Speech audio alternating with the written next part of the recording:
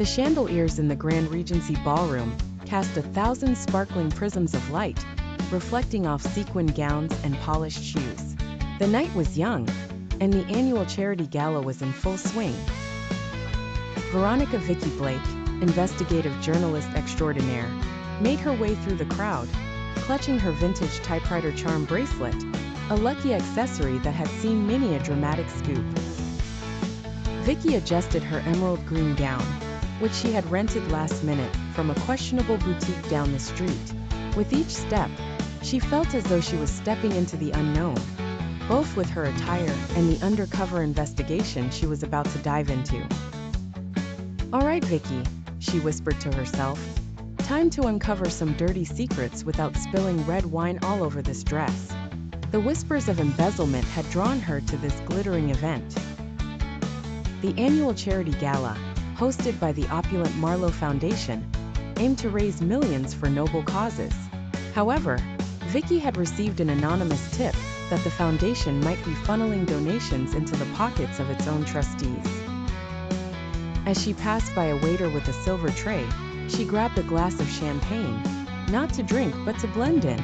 Vicky scanned the room and spotted her mark, Mr. Reginald "Reggie" Marlowe, the foundation's dapper CEO, engaged in spirited conversation with a group of high-profile guests. She flashed a quick smile, ready to approach when someone bumped into her shoulder. "Vicky Blake, here to steal my story again," came a familiar voice. She turned to see Mark Adler, her rival journalist and secret informant. Tall, with a roguish smile and eyes that sparkled with mischief, Mark was a perpetually annoying presence in her professional life, and perhaps something more in her personal life, although she hesitated to admit it. "Mark, darling," she replied, dripping with mock sincerity. "Here to see how real professionals work." As they exchanged playful banter, Vicky couldn't help but notice the warmth in his teasing eyes. Their rivalry had always carried an underlying tension that was both thrilling and frustrating. Mark leaned in closer. "I've heard whispers you're here for the same scoop I am, which means we'll have to see who gets to Reginald Marlowe first." "Oh, is that so?" Vicky raised an eyebrow, feeling the competitive spark ignite. "Well, may the best journalists win. Or, as it usually goes, may I win?" Mark chuckled, his deep voice sending a shiver down her spine. "We'll see about that." As he walked away, Vicky took a deep breath and approached Reggie Marlowe. She adjusted her gown again, hoping it wouldn't betray her with an untimely slip or tear. Just as she reached the group, the elegant strap on her left shoulder decided to abandon its post, slipping down her arm.